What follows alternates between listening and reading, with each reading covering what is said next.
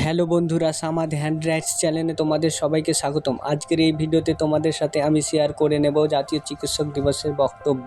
সম্মানিত সভাপতি, উপস্থিত প্রধান অতিথি, শ্রদ্ধেয় শিক্ষক শিক্ষিকাবৃন্দ, সম্মানিত চিকিৎসকবৃন্দ এবং উপস্থিত সকলকে আমার আন্তরিক শুভেচ্ছা ও প্রণাম।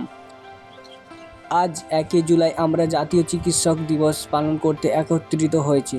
এই দিনটি ভারতের প্রখ্যাত চিকিৎসক, শিক্ষাবিদ, স্বাধীনতা সংগ্রামী এবং ডাক্তার বিধানচন্দ্র রায়ের জন্ম ও মৃত্যুবার্ষিকী উপলক্ষে পালিত হয়।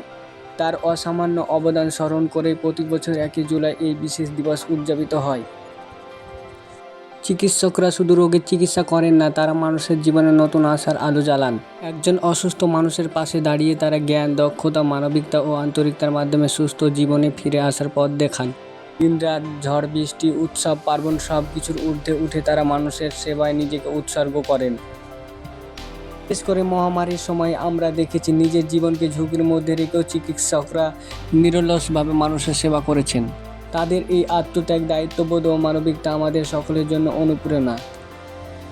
আজকের এই দিনে আমরা শুধু তাদের সম্মান জানাই না, বরং সমাজের প্রতি তাদের অসামান্য অবদানের জন্য গভীর কৃতজ্ঞতাও প্রকাশ করি। একই সঙ্গে চিকিৎসক ও রোগীর মধ্যে পারস্পরিক শ্রদ্ধা, বিশ্বাস ও সহযোগিতার সম্পর্ক আরও দৃঢ় হোক এই প্রত্যাশা করি। পরিশেষে সকল চিকিৎসকদের প্রতি জানাই আন্তরিক শ্রদ্ধা, কৃতজ্ঞতা ও শুভেচ্ছা। তাদের সুস্বাস্থ্য, দীর্ঘায়ু এবং কর্মজীবনের সাফল্য কামনা করছি। তারা ভবিষ্যতেও একই নিষ্ঠা, সততা ও মানবিকতার সঙ্গে মানুষের সেবা করে যাবেন, এই আশা ব্যক্ত করে আমি আমার বক্তব্য শেষ করছি। ধন্যবাদ।